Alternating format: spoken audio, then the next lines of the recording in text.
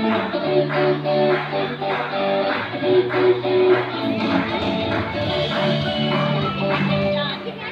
Island is a complete animal care facility that provide our tigers with the care they need to live a long and healthy life. The primary purpose of Tiger Island is to raise awareness of the real threat of extinction of tigers in the wild. Through education and fundraising, we can make a positive change to their future. The Dreamworld Wildlife Foundation is the world's largest contributor of money to the globally recognised 21st century tiger, an organisation dedicated to giving wild tigers a future. Thank you for being here and helping us save tigers. Alright everyone, how about a massive round of applause for our tiger stars and their handlers as they make their way out to the island. Today on my we have Dan and he's going to be introducing some of the tigers that you see on the island and the handlers that will be working with them today. Well ladies and gentlemen, boys and girls, welcome to Tiger Island. We're so excited you guys can join us today because today you're going to get to witness some of the amazing natural tiger abilities and of course learn a little bit more about one of the most important conservation messages facing our world today. Well, let me introduce myself. My name is Wildlife Alley and they call me that here at Dreamworld because I love animals. Now, does anyone else love animals out there? Come on, raise your hand, make some noise! Nice! The animal kingdom is really lucky to have you, and of course we need more people like you to ensure the survival of these amazing creatures right here behind you. But that does seem like enough chit chat for me, and we look about ready on the island there, so I'm going to throw it over to you then. Thanks, Wildlife Alley. Once again, guys, welcome along to Tiger Island. As Ali mentioned, my name is Dan, and today, of course, I'm going to talk to you about the tigers that you see here at Dreamworld. Helping me out, I've got three of my colleagues. Simon's going to be working our big tiger Kai. We've got Dan on my right-hand side. He'll be working his younger sister Adira. And then here at the back, we'll just be keeping an eye on the tigers. Now, throughout the presentation, we're going to encourage these two to show some very natural behaviours in return for some of their favourite food and treat rewards. Today, these rewards consist of pieces of raw meat, full cream milk, and a few frozen milk cubes, which you can see they're actually enjoying at the moment. Now, support or encouragement is something that you out there can also help us with. Now, we've noticed that the louder our audience is, the more motivated our tigers seemingly become. And with that in mind, feel free to support the cats throughout the presentation, especially if you see something that you like. To do so, just make as much noise as you can. Clap, cheer, shout or scream, whatever you do best. But the more noise you can make, the more spectacular this presentation will likely be. Now, I did mention we've got two of our tigers out here on the island for this presentation. To introduce them a bit, I mentioned over there with Simon with a Kai. Kai is our largest tiger. He's hit the scale this morning at 161 kilos. Very energetic and food motivated, so we expect to see a lot of activity from him today. On my right hand side is his older sister Adira. Now Adira is a little bit small, but Kai, she's just over 110 kilos, but just like her brother, really energetic, so we're going to hopefully see lots of activity from her throughout the presentation as well. In fact, a couple of behaviours that only Adira does really well. But guys, now that we've met all the stars of our presentation, how about we start off with a big round of applause. Welcome along. Thanks, Ray.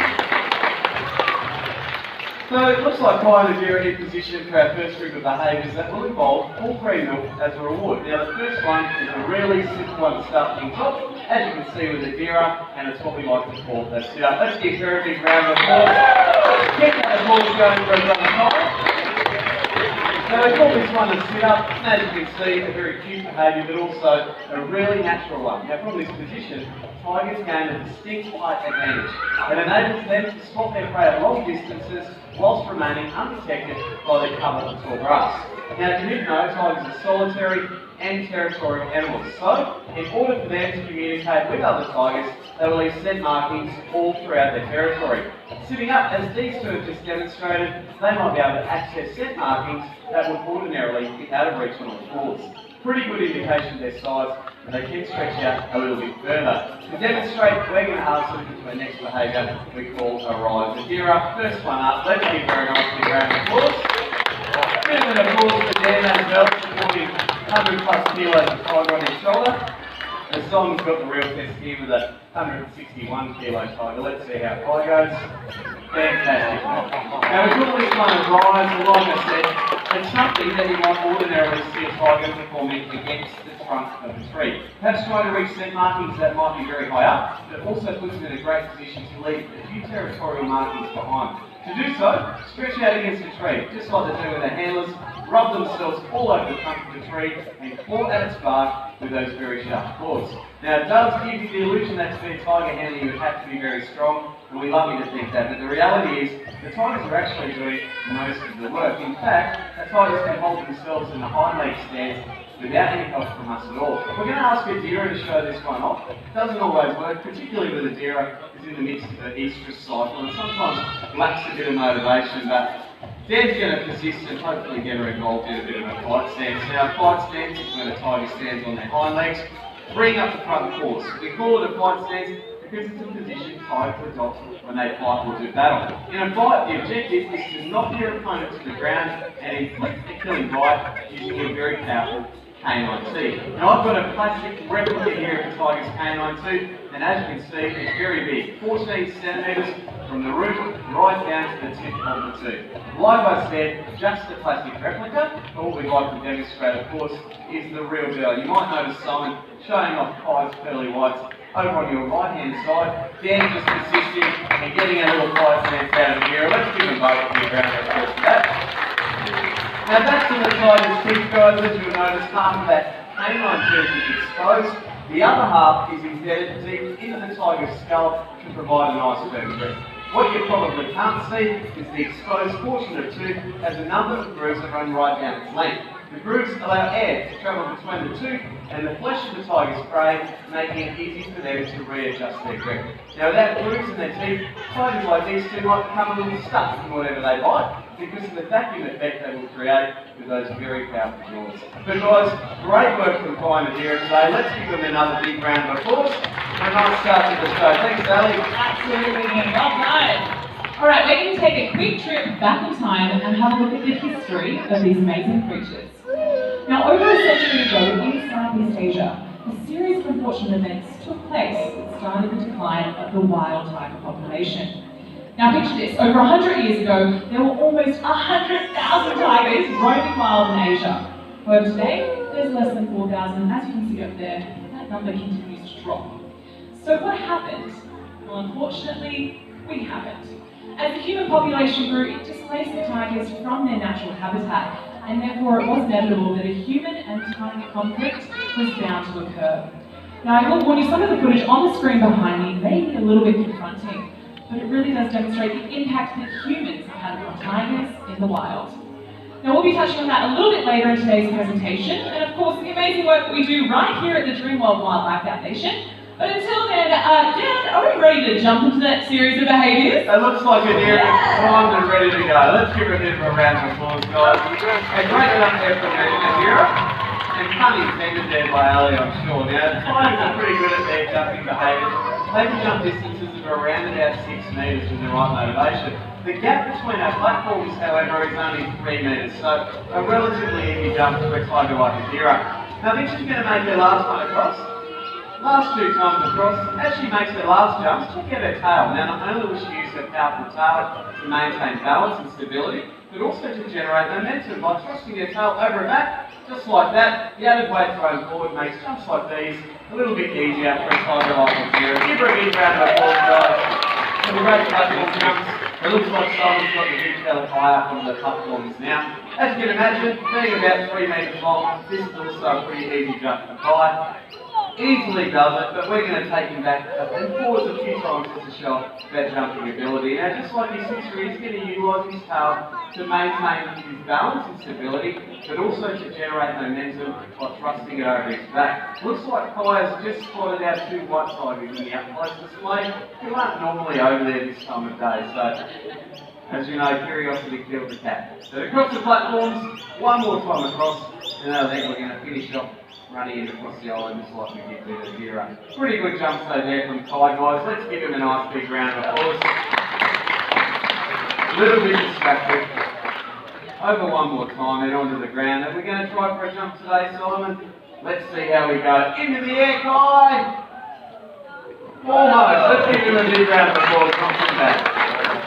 Guys, we're going to slow things down a little bit now. We're just going to show a learned behaviour. Something that we've trained our cats. So far, we've seen a number of natural behaviours that tigers might use to their survival in the wild. In Simon's hands are wooden boards we call marks. Now when we place the mark board onto the ground, you'll see what our tigers do. A direct kite will walk over and place both of their front feet on them. Now this is a very simple form of training and one that our tigers are usually quite happy to be involved in. As you can see, it requires very little effort in return for some of those food rewards.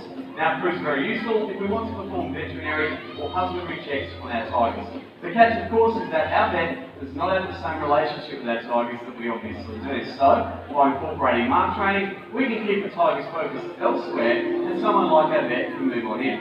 Now, it also proves to be very useful when the tigers are involved in film and television work.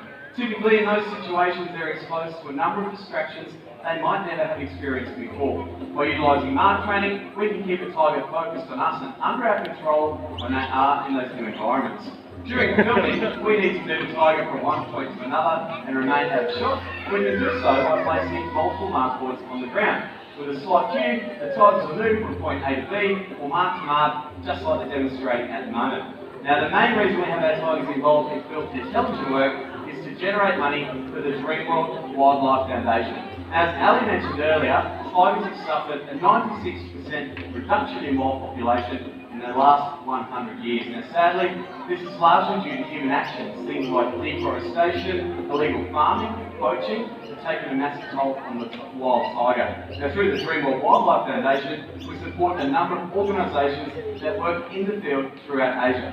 Not only supplying information that the tiger's body parts are of no medicinal benefit, but of course the need to conserve the natural habitat and working with groups like the ones that you saw on the big screen to ensure that the areas that tigers live remain safe for them to do so. Now this is something that we are very proud of, guys, and there are a few ways that you can contribute to DWF. One of those ways is to go online. You can go to dwf.com.au and pledge your support in the form of a donation. Alternatively, you can sponsor a tiger. Another way to help is to take part in any one of Dreamworld's animal encounters, where a percentage of the money raised goes to the DWF fund.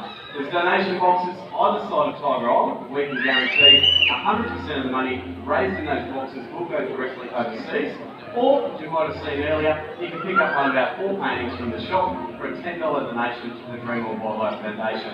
Now, it is a very serious side of Tiger Island, and of course, something that we do like to touch on. But most of you are here to see amazing natural tiger behaviours. And folks, with that in mind, who out there wants to see a tiger climb a tree? Woo! Ali definitely does, and maybe a few others. We might try that one again, guys. Who wants to see a tiger climb a tree? That's the way. Well, you're in luck, guys, because Spy is one of our good tree climbers. He looks ready to go, and he's generally up there in about 3 or 4 strides. Really impressive on the way up. And you can check him out on that big screen as well. You might notice we've got a camera right up the top. Finishing his reward and making his way back down. Now, Guy's one of the tigers that we enjoy climbing to the very top. This does shoot you down to a nice safe height before finally letting go. Let's give him a big round of applause, guys. Alright, pretty safe to say, if you're confronted by a tiger in the wild, don't try climbing a tree. Alright, so that does bring us to our final behaviour for today's presentation. And you guys are in luck, because this just happens to be one of my favourite behaviours. Now everyone, I was talking down before, and he's going to let us cue this behaviour, which is pretty cool. So I'm going to need your help. I'm going to count to 3, and then I need you to yell, jump, as loud as you possibly can. So let's give it a practice round. Are we ready, everyone? 1, 2, 3! I think we can do better than that, don't you? Not bad, I think we can beat. Alright, let's do it again, everyone, even louder. 1, 2, 3! Yeah, well done. Excellent, guys. We're going to see a great jump with that amount of noise. Now, Kai, as you can see, we positioned him a nice distance back from the logs. This is going to help build a bit of momentum. If Simon can hang on to his stick for long enough, we're going to put a big chicken reward on there and encourage him to jump really high. Now, we've entered this criteria because he's a clever boy who's worked out if we throw it in the air, it's also going to come back down. So, Simon looks just about ready to go. So get those voices nice and warm. Alrighty, folks, voices ready. 1, 2, 3! Up he goes. A slow one. Give him a big round of applause. Looks like a deer is going to go for a bit too, guys. Right up in front of the cameras out. Now, deer is one of our more aquatic cats, and she showed us from a very young age that she not only loves the water, but she also has a few extra skills that most tigers don't, like holding your breath and diving. Almost. Let's give her a big round of applause. And let's keep that applause going for our handlers out on the island as well. Well, like you said, everyone, that does bring us to the end of today's presentation. We hope you've enjoyed witnessing some of the amazing natural tiger abilities and learning a little bit more about one of the most important conservation messages we believe is facing the world today. Now, before you go, everyone, we have one more message up on the big screen from our rangers in Sumatra.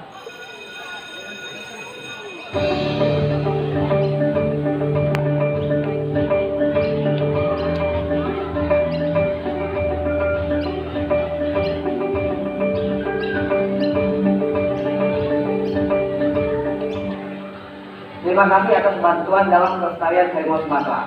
Thanks, guys. I hope you enjoyed our presentation. Eyes on Adira, being the centre in the pool one more time. This time on the right. You will be directed